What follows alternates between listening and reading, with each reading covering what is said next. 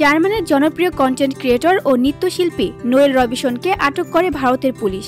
Noel মূলত তার চমকপ্রদ স্ট্রিট ডান্স এবং হঠাৎ অ্যাফ্রো হেয়ার প্রকাশ করে পারফর্ম করার জন্য পরিচিত। বেঙ্গালুরুর রাস্তায় পারফরমেন্স করার সময় অতিরিক্ত ভিড় করার অভিযোগে গত 30 জুলাই পুলিশ তাকে আটক করে। আটকের বিষয়টি নোয়েল নিজেই জানিয়েছেন।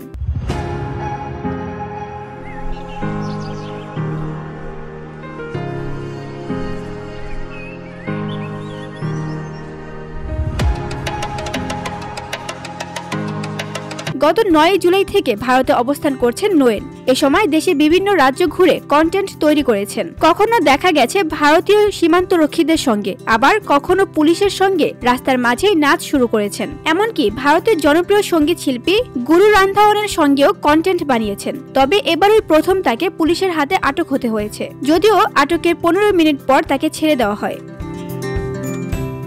এই ঘটনায় নিজের সোশ্যাল মিডিয়ায় একটি ভিডিও প্রকাশ করেছেন নোয়েল। পোস্টের ক্যাপশনে লিখেছেন, এই প্রথম আমাকে পুলিশ স্টেশনে নিয়ে যাওয়া হয়েছিল। আমি ভেবেছিলাম তারা আমাকে জেলে পাঠাবে, কিন্তু ভাগ্য ভালো, সব ঠিকঠাক হয়ে গেছে। আমি নিরাপদ আছি। আমি ভারতকে ভালোবাসি।